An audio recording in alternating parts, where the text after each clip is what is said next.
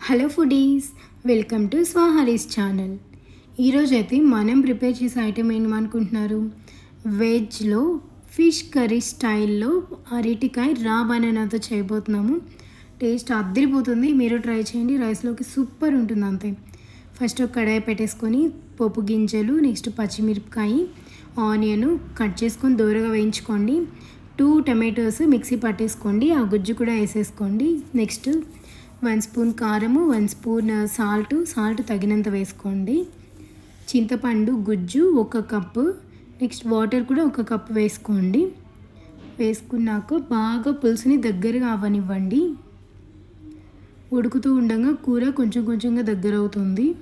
అప్పుడు ఏదైతే మనం సపరేట్గా కట్ చేసి పెట్టుకున్న అరటికాయ ఉంటుందో పచ్చిది, పీసెస్ సన్నగా కట్ చేయొద్దు, మీడియం సైజులో కట్ చేసుకొని ఒక్కొక్కటిగా కూరలో వేసుకోండి. స్మెల్ అయితే ఫిష్ కర్రీ లాగే వస్తుంది, సూపర్ ఉంటుంది. వెజ్ సాటర్డేస్ అలా ట్రై చేయండి, చాలా బాగుంటుంది. ఈవెన్ స్పైసెస్ కూడా పర్ఫెక్ట్గా మీకు నచ్చిన విధంగా వేసుకోండి కొలతల ప్రకారం. చూసారు కదా, చూస్తుంటేనే అద్దరిపోతుంది. ఇందులోకి చిటికెడు బెల్లం కూడా వేసుకోండి, బాగుంటుంది. సో కూర దగ్గరకు వచ్చాక లాస్ట్లో కొత్తిమీర వేసుకొని స్టవ్ ఆఫ్ చేసేయండి.